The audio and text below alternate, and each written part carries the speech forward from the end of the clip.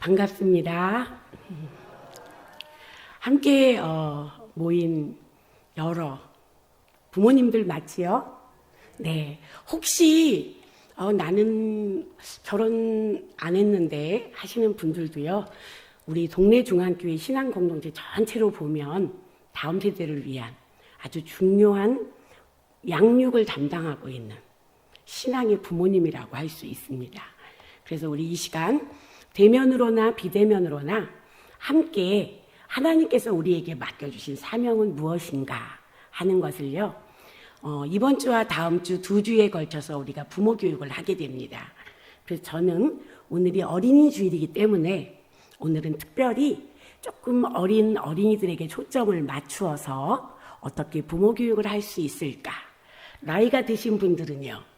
저도 집에 이제 저와 함께 같이 사는 자녀는 없습니다. 그런데 이제 너무너무 보고 싶고 귀한 손주가 서울에 있습니다. 그래서 틈만 나면 제가 서울에 가고요. 서울에 가서 딴 일을 하다가도 틈만 나면 잠깐이라도 가서 손주 바보가 되어서 손주를 보고 오고 그런 할머니이기도 합니다. 그래서 우리가 조부모 세대이건 부모 세대이건 아니면 육신적으로는 결혼하지 않았고 혹은 또 결혼했더라도 직접적으로 육신적인 혈육을 가진 부모가 아니라 할지라도 신앙의 다음 세대를 위해 한 마음으로 기도하고 하나님께서 허락하신 이 놀라운 구원의 감격과 구원의 지혜를 다음 세대들과 나누고 싶은 분들이라면 지금 이 시간에 함께 말씀 앞으로 모여서 하나님의 음성을 듣고 나누고 생각해보는 시간 되기를 원합니다. 죄송합니다. 제가 자리에 물이 있는데 여기는 물이 없네요.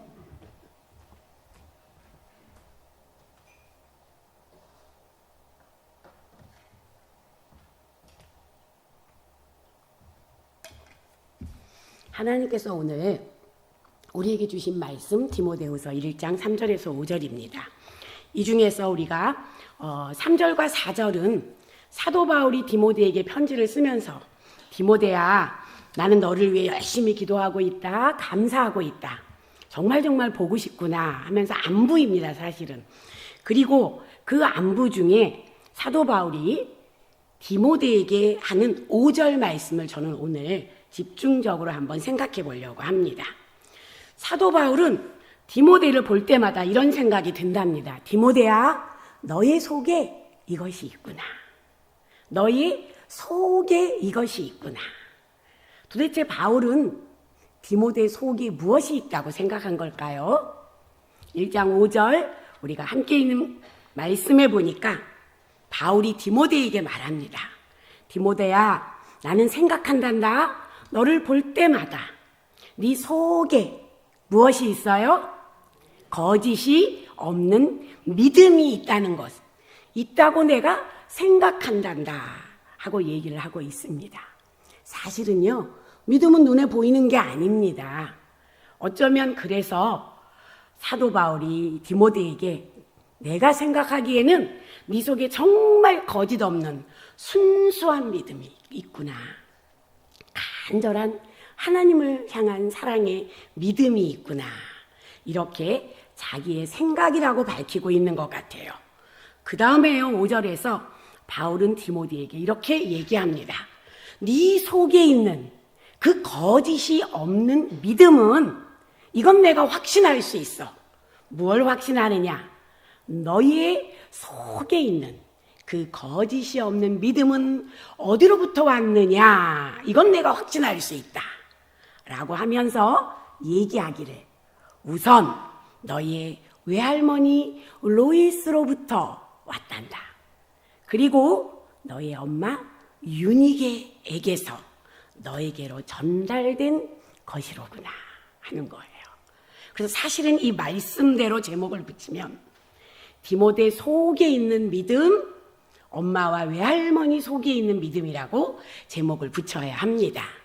근데 저는 우리들이 하나님 앞에서 하나님 제가 어떤 부모가 되어야 할까요? 말씀 앞에 선 우리들이 이 제목을 받기 위해서 제목을 조금 바꿨습니다. 일단 우리 속에 내 속에 있는 것 그것이 우리의 자녀 속에도 있기를 원합니다. 성경은 너의 속에 거짓이 없는 믿음이 있구나. 그건 외할머니에게서 엄마를 통해서 너에게로 전달된 거야 라고 얘기하고 있다면, 지금 우리는 부모 세대인 우리의 입장에서 내 속에 무엇이 있습니까? 내 안에 무엇이 있습니까? 하나님을 향하여 하나님과의 관계에서 내 속에 들어있는 그것이 나의 자녀 속에도 전달되기를, 내 자녀 속에도 있어서 자녀의 삶을 변화시키고 자녀의 삶이 늘 하나님 앞에서 충성스럽고 행복한 삶 누리기를 원하는 것으로 나를 먼저 한번 얘기를 해보았습니다. 자, 디모데후서는요, 사실은 이렇게 사도 바울이 디모데야, 네 속에는 거짓이 없는 믿음이 있구나, 그게 할머니를 통해 엄마를 통해 왔구나, 그런데 아버지 얘기가 없어요. 아버지 얘기는 왜 없죠? 우리나라도 옛날에는 그랬죠. 어버이날이 아니고 어머니날이었습니다. 그렇죠? 그런데 언제부턴가 어버이날로 바뀌었어요. 그리고 요즘 보면요, 엄마가 양육을 잘하면 아이가 성공적으로 잘 자라는 거 거의 맞습니다. 그러나 아버지가 함께 힘을 합하지 않으면 절대로 자녀 양육을 성공적으로 이뤄낼 수는 없습니다. 그런데 지금 디모데후서 1장 5절에 보니까 외할머니 얘기도 있는데, 엄마 얘기도 있는데 누구 얘기가 없어요? 아빠 얘기가 없습니다. 왜 없을까요? 왜 없어요? 아시는 분도 있는 것 같은데 큰 소리를 대답하기는 약간 쑥스러우시고, 그죠? 그 다음에 이제 어떤 분들은 내가 아냐? 강사인 네가 알지, 이런 표정으로 절 쳐다보셔요. 자, 성경에 보니까 사도행전 16장에 맨 처음에 디모데 얘기가 나옵니다. 그렇죠?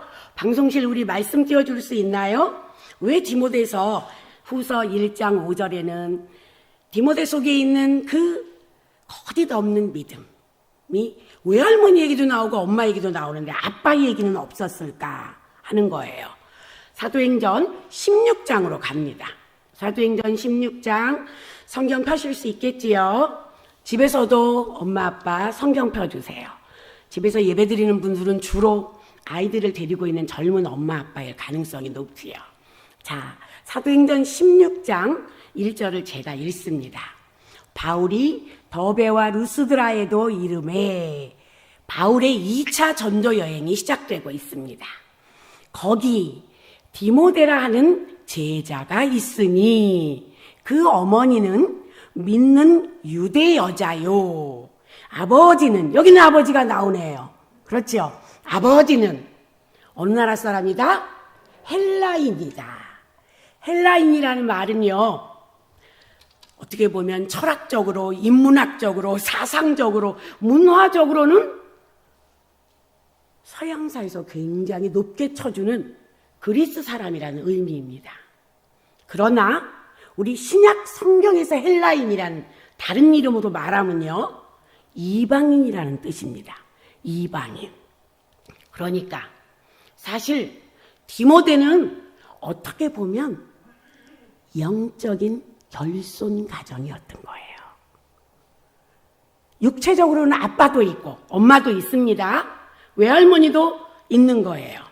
그러나 신앙적으로, 영적으로 볼 때는 엄마는 신앙생활을 잘했지만, 엄마는 하나님도 믿고 예수 그리스도 믿는 신앙의 엄마였지만, 외할머니도 그랬지만, 디모데는 아빠는 이방인이었기 때문에 하나님을 잘 믿지 못했고, 여기 지금 믿는 유대 여자요, 엄마는.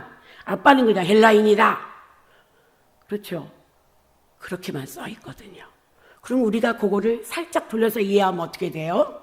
아, 아빠는 하나님을 안 믿었을 가능성이 높구나 하는 겁니다. 그런데 아까 디모데후서 1장 5절에 보니까 디모데야, 너의 속에 뭐가 있구나? 거짓이 없는 믿음이 있구나. 아빠한테서 올 수 있었을까요? 아빠가 하나님을 모르는데, 아빠가 예수 그리스도를 모르는데. 그렇죠. 그래서 디모데의 거짓 없는 믿음 가진 정말 모범적인 청년, 기독교 청년, 크리스찬 청년 디모데에게는 안타깝게도 아빠의 양육은 성경 어디에서도 찾아보기 힘들다는 겁니다. 그럼에도 불구하고 디모데는 사도 바울이 인정한 목회자요, 기독 청년이요, 선교사였습니다. 그래서 사도 바울이 디모데 전서와 후서를 통해 디모데가 몸은 비록 약하지만, 나이는 비록 어리지만 많은 사람들의 영적인 지도자로 일할 수 있도록 어쩌면 사도 바울이 멘토로서 디모데를 다음 세대의 지도자로 양육하는 교육의 책이 바로 디모데 전후서라고 볼 수 있습니다. 자, 우리 디모데 후서 1장 5절에 디모데 속에는 거짓이 없는 믿음이 있다고 했습니다. 그럼 디모데의 겉모습은 어땠을까요? 여러분 아마 교회 생활 오래 하시면서 오래 봤을 거예요. 저 청년이 믿음은 참 좋은 것 같은데, 우리 집 아들이 교회는 잘 다니는 것 같은데, 속에는 우리 생각에 믿음이 있는 것 같은데, 겉모습은 어때요? 대학 간 다음에 어때요? 직장 생활할 때 어때요? 청소년들이 교회 와서는 그나마 믿음의 청소년 같은데 세상에서 안 믿는 친구들하고 어울려야 될 때는 어때요? 어쩌면 속에 있는 믿음은 잘 안 보이지만 우리의 다음 세대, 우리의 청년들, 청소년들, 그리고 우리의 어린이들과 어쩌면요 아주 어린 유치부 유아들까지도 속에 있는 믿음대로 겉모습도 살아가고 있느냐 하는 건 우리가 약간 고개를 갸우뚱할 수밖에 없습니다. 그런데 디모데는요, 제가 생각하기에는 속에 있는 믿음과 겉으로 보이는 언행이, 행동이 거의 일치했던 것 같아요. 그래서 사도행전 16장 2절을 보면요, 디모데를 어떻게 소개하고 있느냐. 1절에서 엄마는 믿는 유대인이었다. 아빠는 헬라인이었다. 그럼에도 불구하고 디모데후서 1장 5절 속에 거짓이 없는 믿음이 있다고 사도 바울은 생각했다.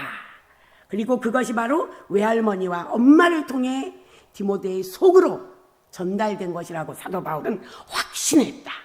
그러면 속에 있는 그 믿음과 겉으로 드러나는 라이프 스타일, 말과 표정과 행동과 세상에서 살아가는 모습은 어땠냐 이거예요. 사도행전 16장 2절입니다. 디모데는 루스드라와 이고니온에 있는 형제들에게, 물론 크리스천 형제들이겠죠, 형제들에게 칭찬을 받는 자였다. 이렇게 되어 있습니다. 속에 있는 믿음 갖고 칭찬하는 경우도 있습니다. 그러나 사람들이 저 청년 참 신실해 라고 말할 때는 주로 그의 겉으로 드러난 행동을 보고 우리가 칭찬을 하거나 고개를 갸웃거리게 됩니다. 속에는 믿음은 잘 안 보이잖아요. 얼마나 신실한가? 얼마나 정결한 삶을 살고 있는가? 얼마나 다른 사람들과 화해하며 화목자로서 살고 있는가 하는 것들을 다 드러내는 말이 바로 루스드라와 이고니온에 있는 다른 모든 형제들에게 칭찬을 받는 청년이었다는 얘기입니다. 자, 어떻게 외할머니 로이스와 엄마 유니게는 디모데의 속에 거짓이 없는 믿음을 넣어줬고, 그리고 그의 삶이 전반적으로 다른 사람들에게 칭찬받을 만한 그런 삶을 살도록 교육했을까요? 양육했을까요? 다시 이번에는 디모데후서로 가봅니다. 사실 신약성경이 디모데에 관한 책이 아닙니다. 예수 그리스도에 관한 책이지 디모데에 관한 책이 아니에요. 그래서 디모데에 대해서 이런 얘기 저런 얘기 별로 많지 않아요. 그래서 우리는 조각조각 흩어진 것을 통해서 추론할 수밖에 없습니다. 디모데의 소개, 거짓이 없는 믿음, 그리고 함께 사는 형제들에게 칭찬받는 삶을 산 이 믿음의 청년, 어떻게 그렇게 양육받고 성장했을까 하는 얘기가 하나만 찾아본다면 디모데후서 3장 15절부터 16절, 17절까지 나타납니다. 어떻게 자녀를 양육했길래 이 자녀는 속에는 하나님을 향한 거짓이 없는 진실한 믿음이 있고 겉으로도 다른 사람들과의 관계에서 공동체 안에서도 칭찬받는 삶을 살 수 있었을까 하는 겁니다. 자, 디모데후서 3장 15절부터입니다. 그 방법은 뭐냐? 우리 요건 한 목소리로 같이 읽도록 합니다. 또 어려서부터 시작. 성경을 알았나니 성경은 능히 너로 하여금 그리스도 예수 안에 있는 믿음으로 말미암아 구원에 이르는 지혜가 있게 하느니라. 어릴 때부터 디모데는 무엇에 의해서 양육을 받은 거예요? 성경으로 양육을 받았다라고 디모데후서 3장 15절에 써 있습니다.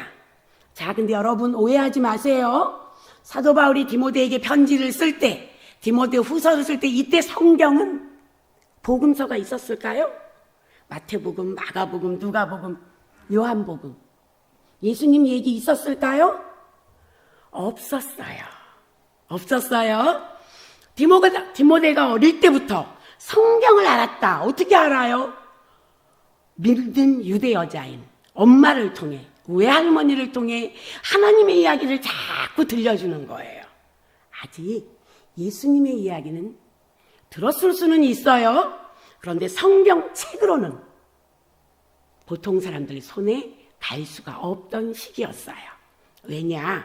마태, 마가, 누가, 요한, 복음은 예수님 계실 때 쓰여졌던 책이 아니고요. 예수님이 십자가에 달려 돌아가시고 부활하시고 승천하시고 나서도 한 30년 정도 있다가 기록된 책입니다. 그렇기 때문에 여기서 성경을 알았나니 라고 할 때 이 성경은요, 학자들이 생각하기를 그 당시에 유대인들이 함께 보면서 공부했던 구약 성경이다. 그것도 히브리어 성경, 타나크라고 합니다. 타나크. 타나크는 뭐냐? 히브리어로 써 있는 성경인데요. 구약 성경인데 토라예요. 토라. 느빔, 예언서예요. 토라는 모세오경이죠.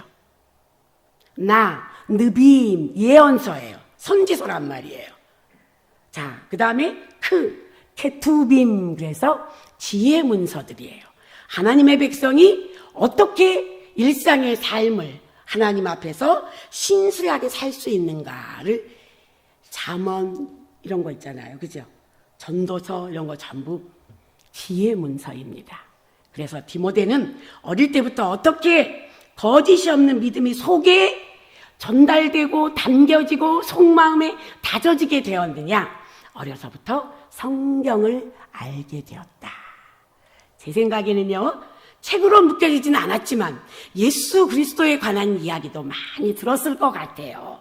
그러니까 하나님을 믿는 유대인으로 그친 것이 아니고 예수 그리스도가 우리를 구원하기 위해 이 땅에 오신 분이라는 것을 믿고 바울과 함께 선교하고 목회하는 그런 믿음의 지도자로 자란 겁니다.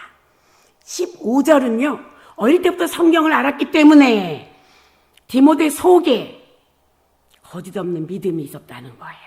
그 믿음이 성경 안에는 성경을 읽으면 구약을 읽어도 예수님이 보여요.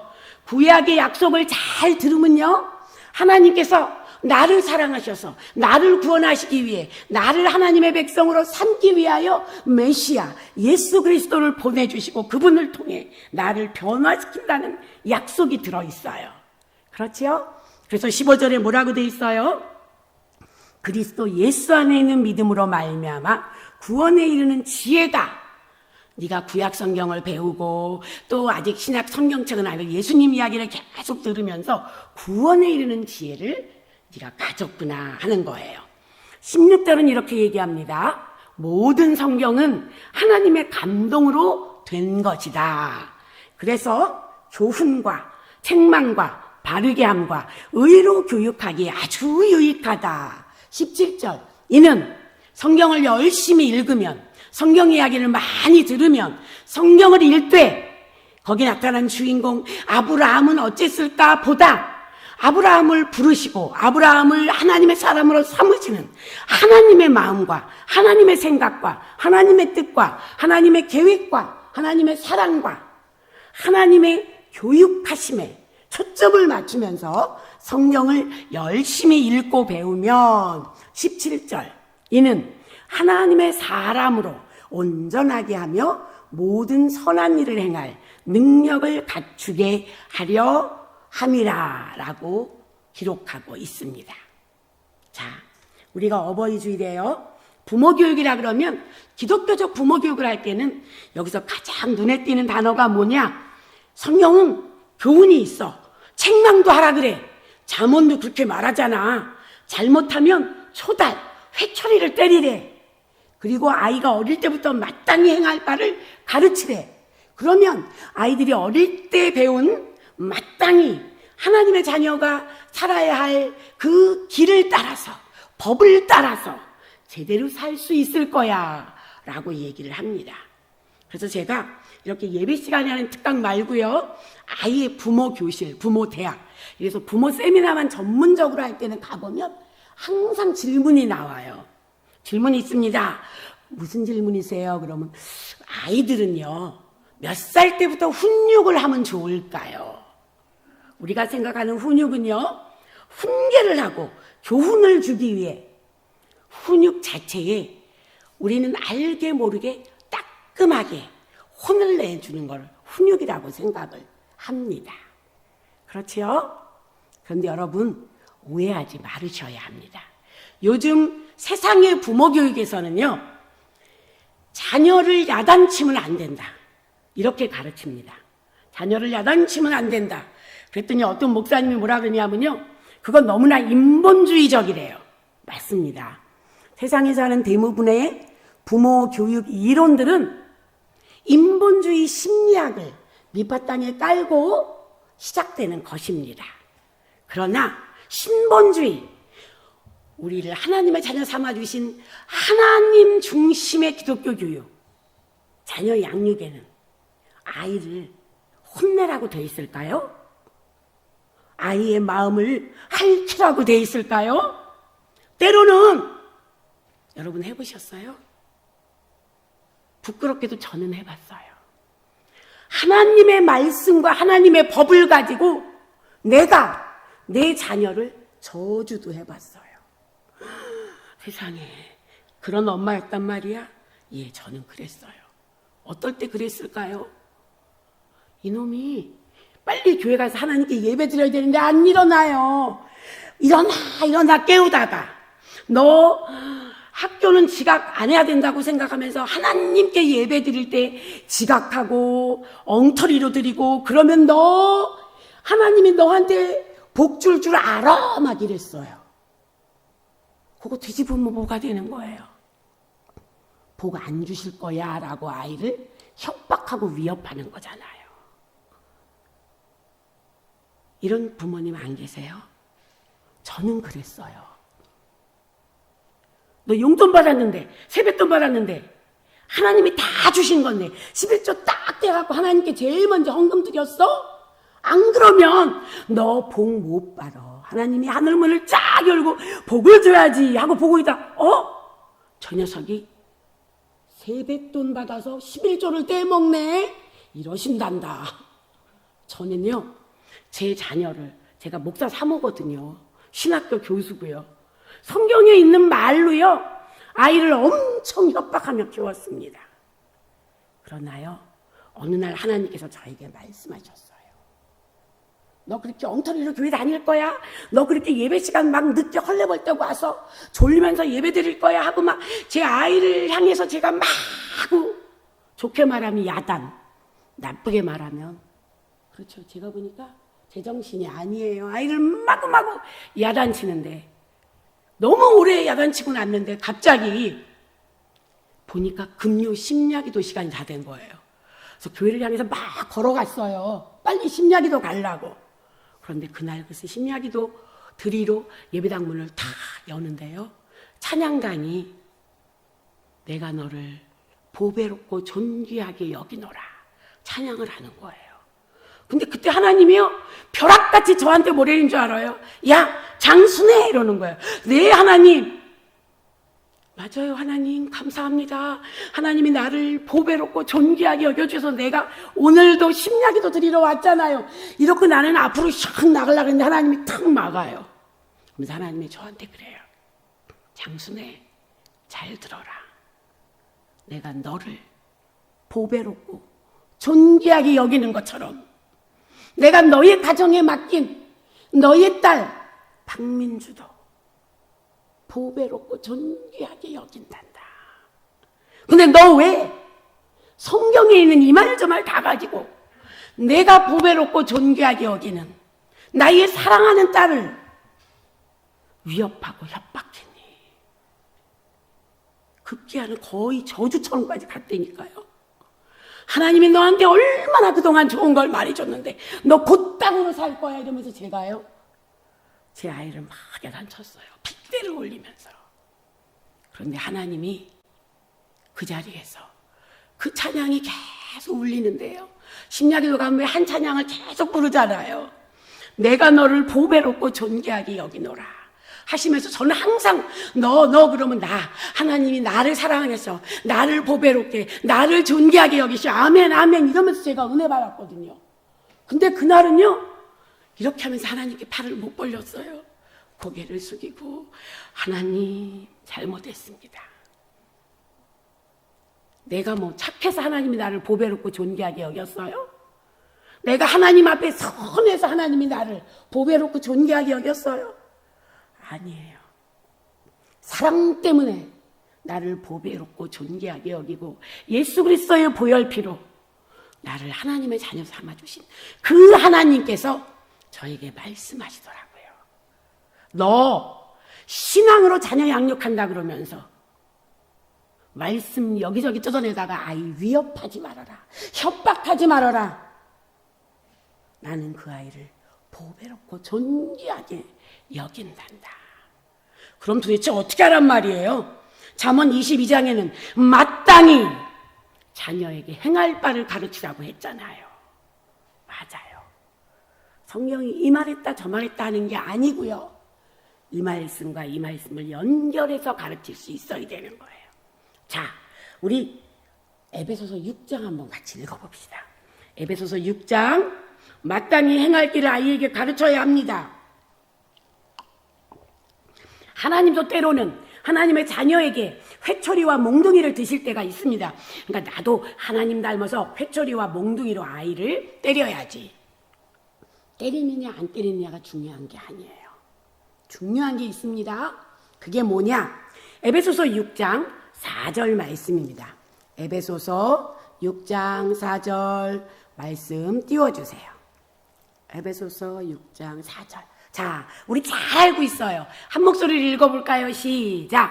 또 아비들아 너희 자녀를 노엽게 하지 말고 오직 주의 교훈과 훈계로 양육하라. 아멘.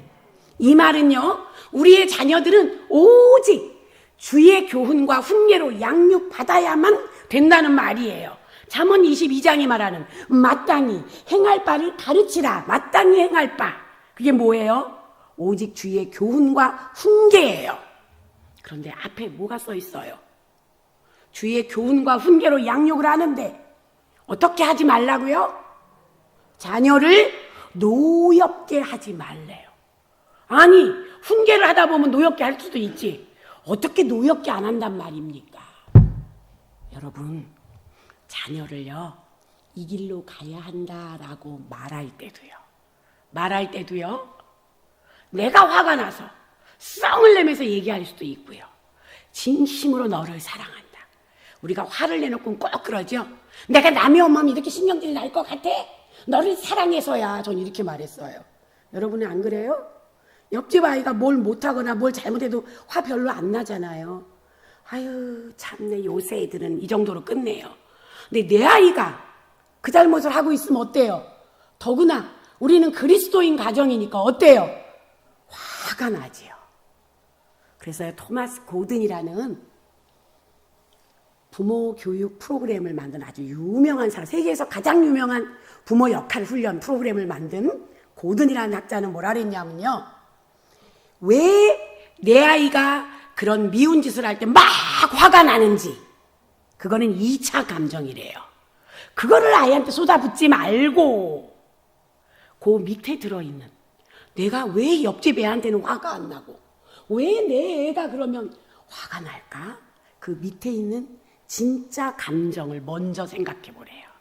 그래서 이거를 1차 감정은 뭐고 2차 감정은 뭐냐. 근데 보통 부모들이 어떠냐 하면 교훈하고 훈계를 주는데, 예를 들어 엄마하고 약속을 했어요. 근데 약속을 안 지켜요.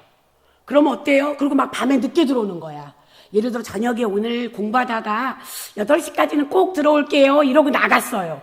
근데 이게 웬일이야? 연락도 없이 8시가 되고 9시가 되고 10시가 되고 11시가 되고 애가 안 오는 거예요. 그럼 엄마가 얼마나 걱정이 돼요. 그렇죠? 엄마가 아예 안 오는 동안 어때요? 걱정이 되잖아요. 왜 걱정해요? 옆집 애가 안 들어온다고 내가 걱정해요? 안 해요. 우리의 진짜 1차 감정은 뭐예요? 걱정이고요. 그 걱정은 왜 해요? 사랑 때문에 하는 거예요. 그렇죠. 그리고 그 중에 내가 간절하게 바라는 게 있어요. 아이고, 약속한 8시가 지나서 9시가 되었네, 10시가 되었네. 그럼 그다음부터 어떻게 해요? 빨리 들어와라, 빨리 들어와라, 제발 안전하게만 들어와라, 이래요. 그렇죠. 그리고 막 기도하죠. 하나님, 우리 아이가 무슨 일이 있나요? 제발 아무 일 없이 안전하게 들어오게 해서 막 기도합니다. 그런데 아이를 사랑해서. 그런데 아이가 한 11시 40분쯤 들어왔단 말이야. 그럼 우리가 문을 열어주면서 뭐 어떻게 해요? 너 왜 이제 와? 이러면서 화를 내잖아요. 왜 전화도 안 하고 지금 와? 이러지요. 예. 토마스 고든이 이렇게 얘기합니다. 전화도 안 하고 약속도 안 지키고 밤늦게 들어오는 딸아이를 향해서 화를 낸대요, 부모들이요. 왜 화내느냐? 이 떠오른 2차 감정 말고 밑에 있는 걸 들어보자. 그리고 아이들에게 이 1차 감정을 얘기를 해주세요. 8시에 들어온다 그랬는데 12시가 다 돼서 들어오니 엄마는 너에게 무슨 일이 있나 걱정이 됐단다. 아무 일도 없게 해달라고 하나님께 기도하면서 기다렸단다. 고맙다. 아무 일도 없이 이제라도 들어와줘서. 자, 똑같은 얘기예요. 그렇죠? 너 왜 이제 들어와? 그죠? 너는 왜 맨날 엄마랑 약속도 안 지켜? 이렇게 말하면요, 결국은 엄마가 하고 싶은 말이 뭐예요? 8시에 온다 그랬으면 약속 잘 지키렴. 늦게 오면 전화 좀 하렴. 이 얘기지요. 그런데 자기가 하고 싶은 얘기 전달했어요? 못했어요? 하나도 전달 안 된 거예요. 화만 낸 거예요. 그런데 만약에 8시에 온다 그래서 엄마가 기다렸어. 9시가 되고 10시가 되고 11시가 넘으니까 엄마가 너에게 무슨 일이 있는가 걱정했다. 그래서 내가 할 수 있는 게 뭐가 있니? 하나님, 제발 우리 딸 안전하게 들어오게 해주세요라고 내가 기도했단다. 내 마음속에 있던 거 다 얘기했잖아요. 그럼 그 아이는 교훈과 훈계를 못 들은 걸까요? 아니에요. 앞으로 8시에 온다 그랬으면 최선을 다해 약속을 지켜야겠다. 8시가 넘으면 엄마가 아무것도 못하고 저녁도 못 드시고. 그렇지요. 울면서 불면서 나를 위해 하나님께 기도하시는구나. 나를 향한 사랑이 느껴지는 거예요. 오직 교훈과 훈계로 성경에 있는 말씀이라도 하되 아이를 노엽게 하지 말라는 거예요. 그렇죠? 아이들이요, 청소년기가 되면요, 시험 때 시험 스트레스에 쌓여서 나 어젯밤에 뭐 오늘 새벽까지 시험 공부했는데 교회 안 가면 안 돼? 이래요. 그러면요, 믿음이 좋은 엄마는 어때요? 믿음이 좋은 엄마는 안 돼! 이래요. 그렇죠? 당장 일어나서 교회 가자! 이래요. 그러길래 주일 전에는 알아서 일찍 자야지. 그럼 애는 되게 속상한 거예요. 자기는요, 오늘 새벽 4시까지 시험 공부했으면 자기 딴에는 잘한 거예요? 못한 거예요? 잘한 거잖아요. 엄마가 보통 때 공부하는 거 얼마나 좋아했어. 그런데 주일날 교회 가는 시간에 못 깨울 때 아이를 막 억지로 깨우고 아이를 화나게 하면서 교회에 데리고 와요. 그럼 그 아이가요, 사실은 중등부 고등부에 앉아서 하나님께 예배드리면서 정말 성령께서 강권하시면 성령께서 그 아이를 만져줄 수 있어요. 그런데 대부분의 경우 자연스러운 상황 속에서는 어때요? 교회에서도 화가 나고, 그렇죠? 거의 졸면서 엉터리로 예배를 드리고 끝나요. 그럼 우리는 어떻게 해야 되느냐 이거예요. 예배를 그따구로 드리냐고 야단치지 말고요. 미리미리 예배를 준비할 수 있도록 해주는 지혜가 필요하다는 거예요. 같은 교훈이에요. 주일 성수해야 돼. 11조를 해야 돼. 거짓말하지 말고 약속을 신실하게 지켜야 돼. 라는 같은 교훈이라도 노엽지 않게 전달하는 방법이 요즘 부모 역할 훈련에서 하는 겁니다. 여러분 많이 알고 계시죠? 가장 우리나라에서 요즘에 유행하는 부모 교육도 트렌드가 있어요. 유행이 있어요. 토마스 고든은 사실은 약간 한물 같고요. 요즘은요, 여러분 금쪽 같은 내 새끼, 아니면 몇 년 전에 있었던 우리 아이가 달라졌어요. 이런 거 봤지요. 예. 그리고 MBC에서 했던 감정 코칭이라는 게 있어요.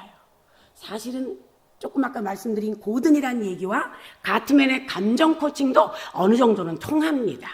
그런데 가트맨이 말하는 감정 코치가 젖먹이에게도 감정 코치가 필요하고, 유치부 유아들에게도 감정 코치가 필요하고, 아동들에게도 감정 코치가 필요하고, 그리고 청소년은 물론이고, 사실은요, 감정 코치는 부부간에도 필요해요.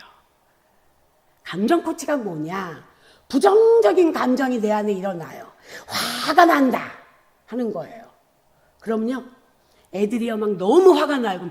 괜찮아 그딴 걸 뭘 화를 내. 너무 슬퍼해요. 슬픔도 부정적인 감정이잖아요. 아이고 애기가 뭐 그런 걸로 그렇게 슬퍼하니. 괜찮아 이거 감정 축소형이에요.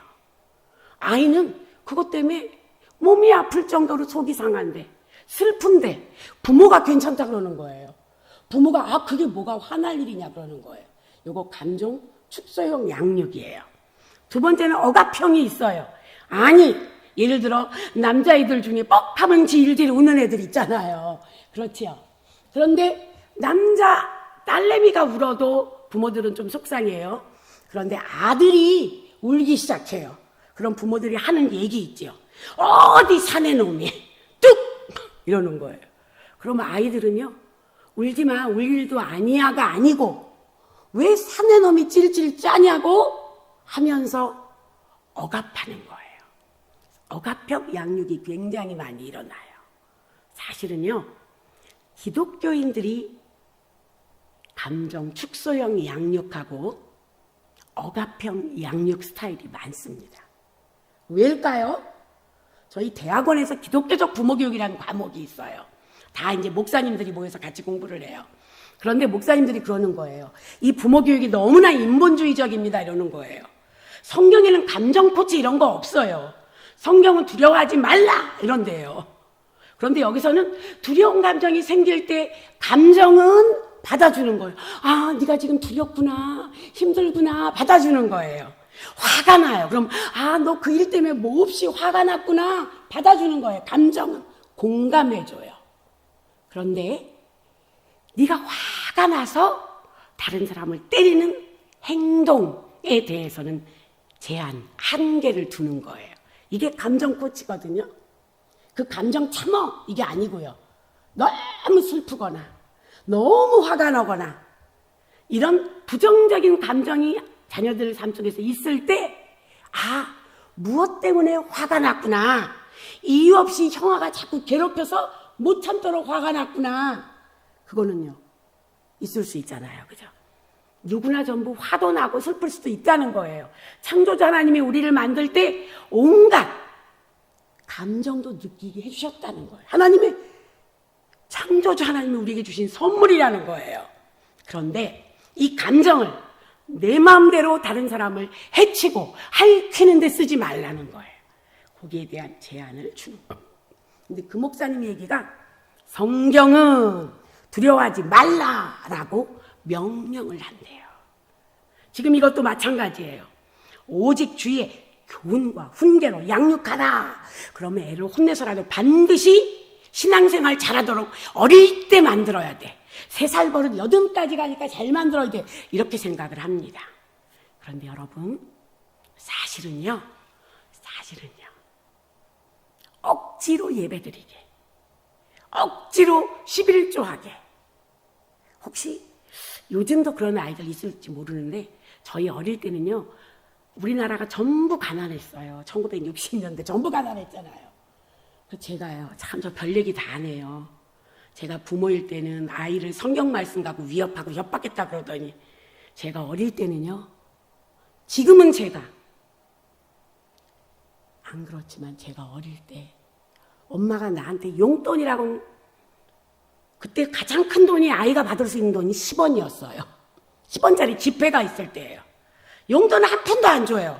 근데 주일날 교회 갈 때는 엄마가 다리미로 빳빳하게 데려갖고 10원을 주는 거예요. 그래서 제가 그 10원이 너무나 내가 갖고 싶어서 10원으로요 교회 가면서 뭐 사 먹은 적이 많아요. 그러다 나중에 엄마한테 들켰어요. 그래갖고 정말로 다리가요 구렁이 감듯이 하도 매를 맞아갖고, 여러분 다 옛날에 맞아봤죠? 종아리를 맞으면 어떻게 돼요? 구렁이처럼 시퍼렇게 돼갖고 한여름에도요 반바지를 입을 수가 없었어요. 엄마한테 들켜갖고 혼나갖고요. 너 하나님이 너를 얼마나 사랑하는데. 근데요 꼬마였던 내 생각에는 어땠는 줄 알아요? 하나님이 나를 사랑하는 건 교회에서 많이 들어서 알긴 알겠어. 그런데 왜 우리 엄마는 나한테는 그렇죠. 라면땅 사 먹으라고 단돈 5원도 안 주고 미숫국 사 먹으라고 5원도 안 주면서 왜 그 하나님한테는 맨날 빳빳한 돈 10원을 주는 거야? 이런 거 나한테는 용돈을 안 줬어요.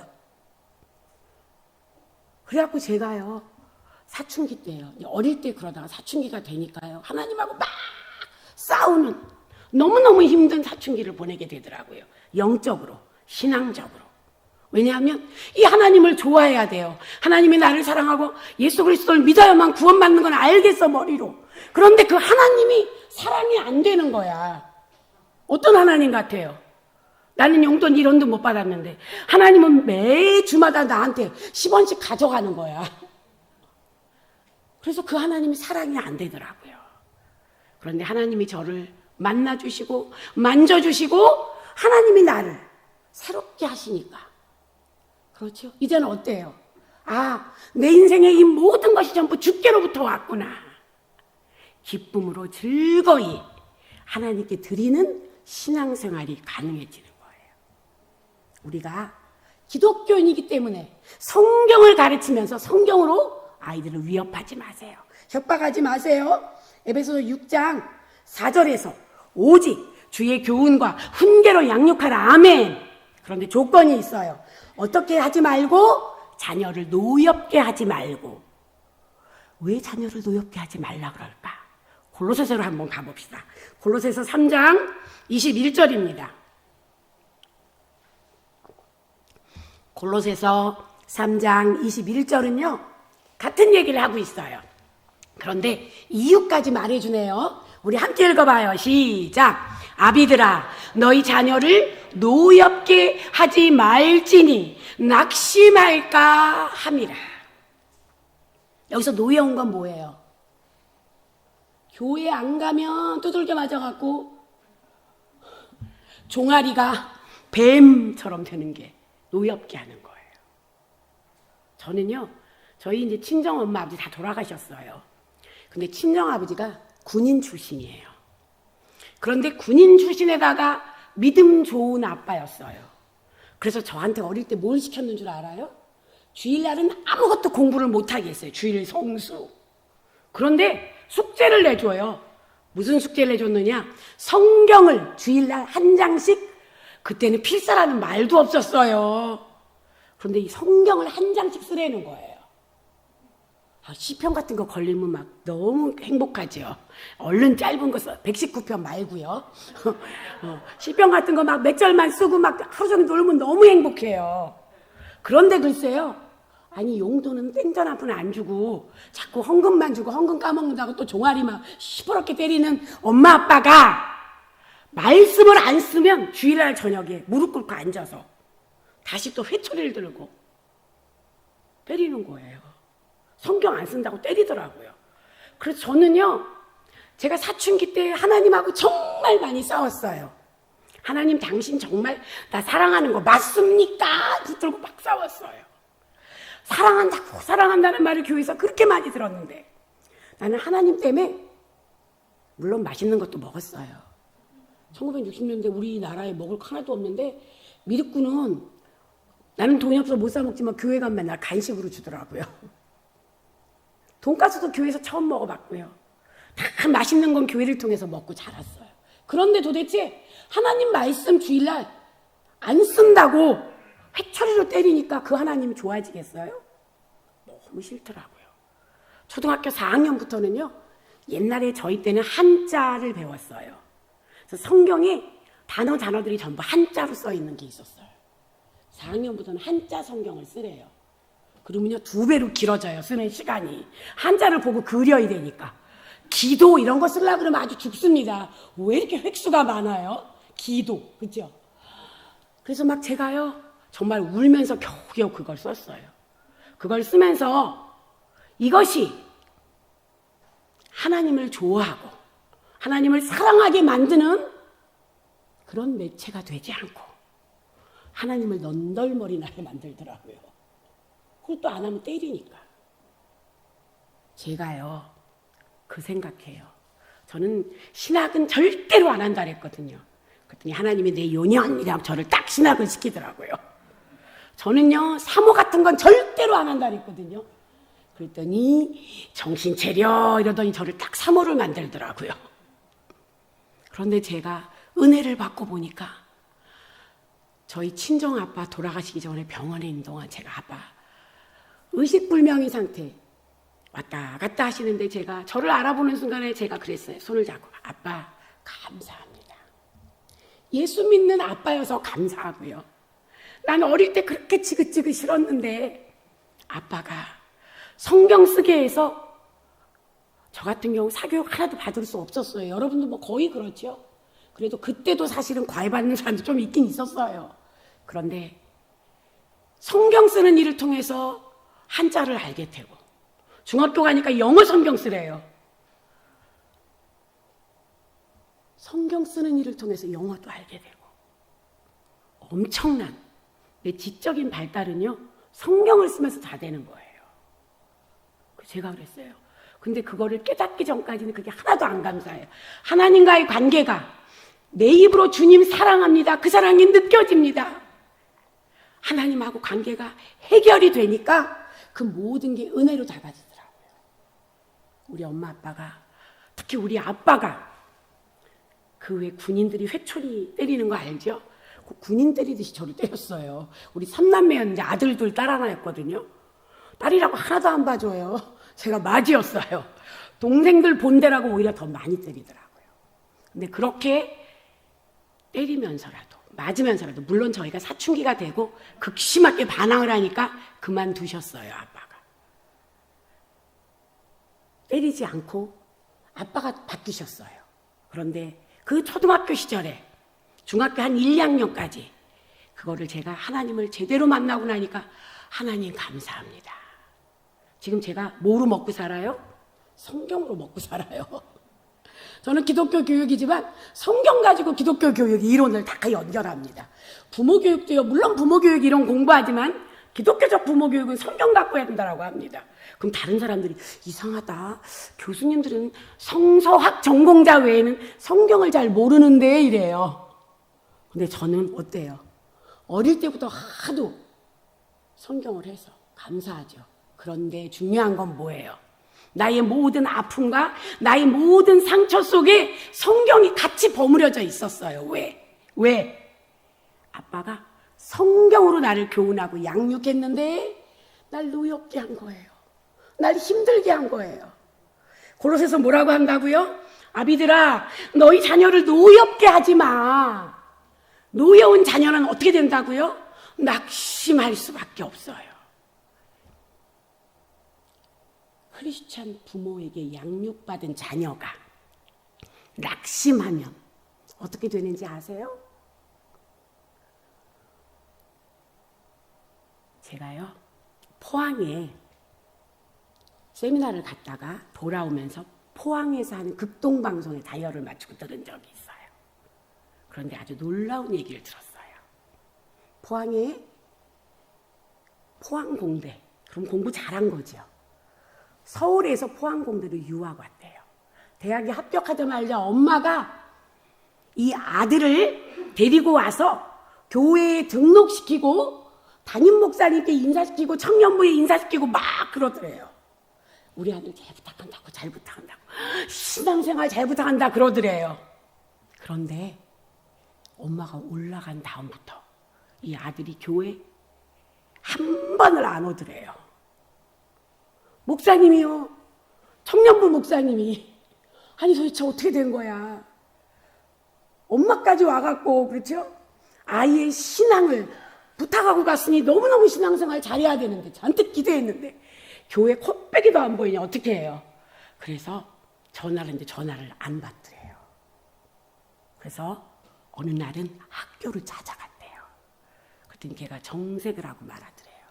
목사님, 저 교회 안 갈 거예요. 오지 마세요. 아니 그때 엄마랑 와서 등록했잖아. 엄마가 등록한 거예요. 내가 등록 안 했습니다. 이러더래요. 제 생각에 그 아이 교회학교 12년 개근했을 가능성 매우 높아요. 그런데 나의 하나님, 그렇죠? 그 하나님을 좋아하는 교육을 제대로 못 받은 거예요. 말씀을 집어넣는데, 주일 성수를 배우긴 배웠는데 마음이 노여워요. 그러면 크리스찬 부모에게 신앙의 중요성을 계속 주입당하고 반복하고 교회 갔다 오면 용돈 줄게 이렇게 양육받은 아이들은요, 자기가 돈을 벌기 시작하면 스스로 교회에 안 나와요. 많이 봤습니다. 딴 도시로 가고 딴 나라로 가면 신앙생활 안 해요. 그날 극동방송에서 그 목사님이 그래요. 부모님들 제발 유치부, 초등부, 중고등부 다닐 때 아이들이 예수님을 사랑할 수 좀 있게 해주세요. 양육을. 뭐뭐에 관하여 가르치는 일에만 집중하지 말고 예수님을 기대하고 예수님을 사랑하고 예수님 만나고 싶어라는 마음이 아이 속에 생기도록 해주세요 라고 하는 거예요. 여러 가지 이론이 있어요. 정말 한면으로는 부모인 나의 마음속에 진정으로 주님을 사랑하는 마음이 있는가, 아니면 나 역시도 교회를 습관 삼아 다니고 있는가. 그렇죠? 내 속을 먼저 들여다보셔야 돼요. 아빠의 마음속에, 할아버지의 마음속에, 할머니의 마음속에, 엄마의 마음속에 정말 마음을 다해, 힘을 다해, 뜻을 다해 주 하나님을 사랑하는 믿음이 들어있나요? 주님의 사랑이 절절히 느껴지는 믿음이 있나요? 그러면요, 아이를 양육할 때 어거지로 이거 해라 저거 해라가 아니고 크리스찬 부모에게 억압적인 양육을 받은 아이들, 지나치게 권위주의적이고 주입적인 신앙교육을 받은 아이들이 낙심하면 하나님을 떠나는 거예요. 낙심하면 엄마에게 복수해요. 아빠에게 복수해요. 엄마 아빠가 제일 좋아하는 그 예수님을 버리는 거예요. 전성수 박사라고 있어요. 히브리 교육으로 굉장히 유명하고요. 유대인의 자녀 교육법으로도 유명해요. 하브루타 이런 것도 유명하고요. 근데 전성수 박사님이 쓰신 책 중에 복수당하는 부모, 존경받는 부모라는 책이 있어요. 복수당하는 부모. 우리가 뭘 그렇게 잘못했길래 복수를 당해요? 잘한다고 했는데 어떻게 하면 방법을, 그렇죠. 아이들의 마음을 공감해주고 아이들의 삶을 이해하면서 그런 너를, 하나님이 나를 사랑할 때는 있는 모습 이대로 받아주시고 이해해주시고 용서해주시고 용납해주기를 원하면서 내 사랑하는 내 아들 내 딸을 키울 때는 공감 절대로 안 해주죠. 넌 아직 몰라 이러죠. 아니에요. 우리 아이들이 하나님 보시기에 보배롭고 존귀한 존재예요. 하나님은 나를 보배롭고 존귀하게 여기셔서 너희의 무엇 때문에 나를 사랑하신 게 아니고 하나는 하나님의 사랑으로, 십자가 사랑으로 나를 덮어주고 적셔주고 만나주고 변화시켜 주신 것처럼 내 자녀들도 하십니다. 우리 속에 뭐가 있어요? 하나님을 향한 거짓 없는 진실한 믿음이 있나요? 하나님을 확실히 믿어요? 하나님을 확실히 사랑해요? 그러면요, 우리 속에 있는 그것이 우리의 자녀들에게로 아름답게 흘러갈 수 있도록 여러분도요, 부모교육 훈련을 좀 받으셔야 돼요. 그 얘기를 다 하려니까 시간이 너무 길어서 오늘은 서론입니다. 다음 주에는 직접적으로 한번 우리가 얘기를 나눠볼 거예요. 그럼 마지막으로 자녀들이 노엽지 않게 하려면, 노여워서 낙심할까봐 걱정이 되면 베드로 사도가 어떻게 우리한테 제안을 하고 있느냐. 베드로전서 3장 15절 갑니다.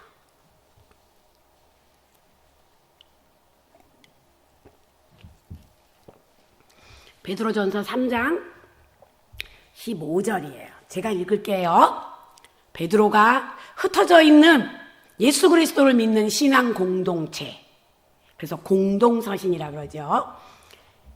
크리스찬 부모들에게, 물론 부모에게만 얘기하는 건 아닌데 저는 오늘 부모로서 이 말씀을 듣자고 여러분에게 제안합니다. 너희 마음에 그리스도를 주로 삼아 거룩하게 하고, 부모인 우리들, 부모인 나의 마음에 그리스도를 주로 삼아 내가 먼저 주님의 은혜로 거룩하게 되고, 너희 속에 있는 소망, 그 소망에 관한 이유를 묻는 자들에게는, 여기 전부 크리스찬 부모들이에요. 크리스찬 할아버지 할머니예요. 우리의 마음속에 소망이 있어요. 십자가의 소망, 부활의 소망, 천국의 소망, 하나님의 자녀로서 살아가는 소망이 있어요. 그렇죠? 우리의 자녀들이 우리에게 물어요. 그게 그렇게 중요한 소망인가요? 물어요. 소망의 이유를 물어요. 왜 예수를 믿어야 돼요? 왜 하나님을 믿어야 돼요? 왜 성경을 배워야 돼요? 왜 주일 성수해야 되나요? 왜 11조는 왜 해야 되나요?